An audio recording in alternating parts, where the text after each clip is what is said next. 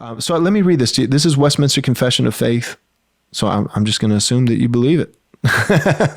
But Westminster Confession of Faith, chapter 23, section 3. Because this is what you won't get from...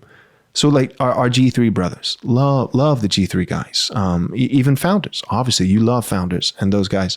But this is the question that I don't know if some of these, I would just be curious how they would answer it. I'm not saying they're on the wrong side. I don't even know what side they take. You would know more than me in this matter. But the general equity for the judicial law, yes and amen. I'm right there. But in terms of the 10 commandments and the civil magistrate's obligation to enforce, especially the first 4 of the 10 commandments, this is what the Westminster Confession of Faith, chapter 23, section 3 says. The civil magistrate may not assume to himself the administration of the word and sacraments, amen, or the power of the keys of the kingdom of heaven, excommunication, binding and loosing, amen. Yet he has authority and it is his duty. He's responsible to take order, and I take that to mean in society, to take order that unity and peace be preserved in the church, that the truth of God be kept pure and entire.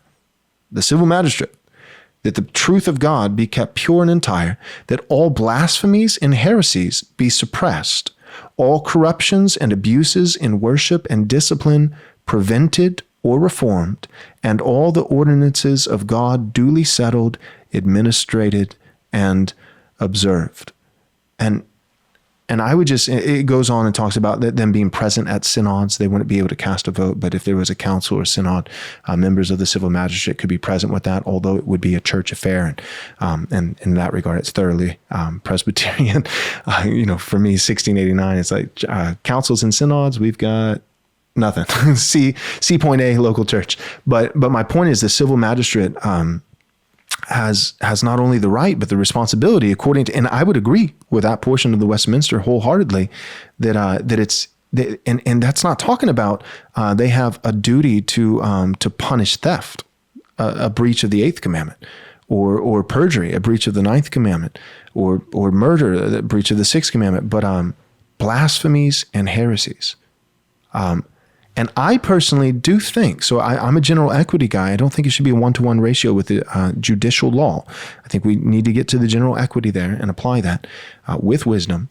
But I do think that in a perfect postmillennial theonomic, newly constructed Christendom, which I'm working for, you're working for, we're on different sides of the aisle, but we're on the same team.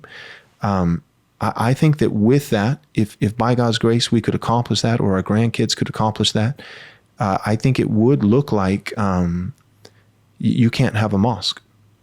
So you don't go into someone's house privately that's a Muslim, worshiping in their home, right? I think that sin, crime, just the same way somebody's publicly intoxicated is different than if they get drunk in their home. Drunk in the home is still sin. They're going to be judged before God, but the civil magistrate does not have the duty to go in there. But what about public blasphemy, which I don't know what a mosque is other than public blasphemy. What do you think about that? Public idolatry. Everybody's committing idolatry in their hearts. The heart is an idol-making factory. John Calvin, like even the Christian, is committing the sin of idolatry on a regular basis. But the having other gods before me publicly, and the civil magistrate having a vested interest and responsibility to suppress blasphemies and heresies. I look at that and I would say, wherever I am on this theonomic issue, I think that's what makes me theonomic. I think that's where some of my G3 brothers who I love would say, yeah, okay, yeah, you're a theonomist and we disagree with you. Because none of them would have any beef over the general equity with, they don't have a problem with that.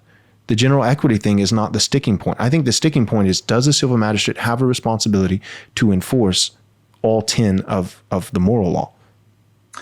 Yeah, there's a lot going on with that in those dynamics, and that what do you do with the first table and how's it actually going to play itself out? And right. I do think that's going to be a big, we just have to do a lot of work on it because people aren't thinking in those categories. And I do think there are qualifications that need to be made when we have the conversation. I think it is exactly right and necessary that there be a public acknowledgement of the triune God. Yes. For any just, good, true, beautiful nation. And I love the fact that we already do that. So I've said, hey, he's on our money. He's carved into our buildings and all of those kinds of things. Briefly on the Westminster, I would want to qualify their language. So I'm not quite as hard in the paint as you are on that. So and this could be my own country American ways, but I do want them to stay in their lane. I don't want them. Yes. There are these spheres, and I think that some of that Westminster language there blurs that lane. I want to say, hold on now. In a mere Christendom, we're going to have the home as the place with the Ministry of Education, Welfare, Health, and we're going to have the church at the center of the town. There's the cathedral, and their ministry is Ministry of Grace and Peace. Right. This is what they're preaching good news. And the state's job is to execute justice. That's their job.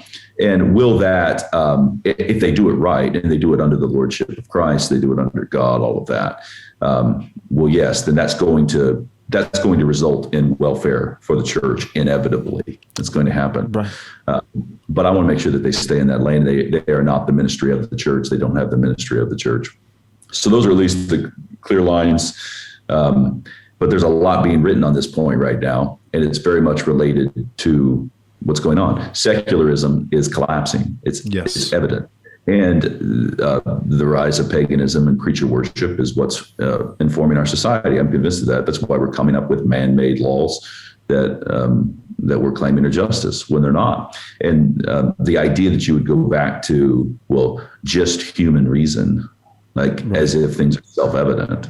Well, you can't do that once God, what do you do when God gives over a nation to a debased mind to do what ought not to be done?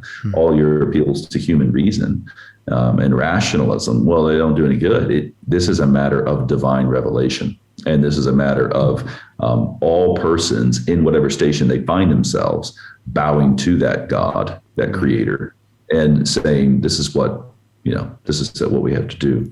Yeah, so I agree. John Locke's idea of natural law and everything you're talking about, like human reason, all that makes perfect sense if God didn't write a book, but he wrote a book and he gave us that book. Like we have divine revelation. I have 2 minutes left. I got to run to it. Go ahead. No, you were going to say something.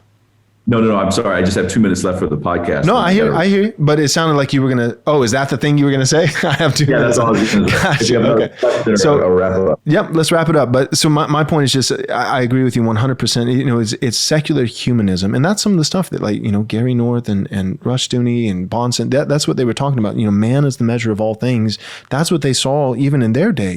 30 years ago, creeping up, and they were sounding the alarm, and Presbyterians, not Baptists, but Presbyterians, silenced them. The Reconstructionists. I still feel their oppression. I was oppressed by them my whole life. Very, very recently. Yeah, until very recently. But they got silenced. And I mean, still, you talk to a lot of Presbyterian groups, and it's like, if you even mention Christendom or Theonomy or these kinds of things, it's just, it's just like it's poison. And there's this powerful clip I saw with Greg Bonson from back in the day where he's like, we've got the LGBT agenda, and you're worried about Theonomy. We've got this and that. And he just lists all the, combating against inerrancy, and he lists all these very serious issues. And he said, but Presbyterians are worried about Theonomy. And it's just this profound, clip to just say, like, what is it in the heart of, and it's not just Presbyterians, but in the heart of people and sadly even Christians on both sides of the aisle, Presbyterians and Baptists, that you even mentioned that the possibility of maybe God's law being the standard for the state. And it's just you're going to start rounding up Muslims and putting them in jail. It's like, but we murder 1 million babies each year right now. That's already I just feel like I'll land the plane with this. I feel like Christendom on its worst day, and it's had problems, but on its worst day, can't even get close to putting up the numbers of casualties that secularism has put up all day. And look, it's not whether but which. So right. Secularism, to the degree we talk about it, and people think of it as a neutral position, it's not. All those babies are blood sacraments. You're gonna have it. That's right. And So we're living in a time of paganism and pagan sacrifice, and all of that informing our public life. And you're dead right. It is time for a reformation. Oh, hi. I didn't see you there. Thanks for sticking around. I've got an important announcement to make. That's the Theonomy and Postmillennialism Conference 2023, May 5th, 6th, and 7th, Friday, Saturday, and Sunday.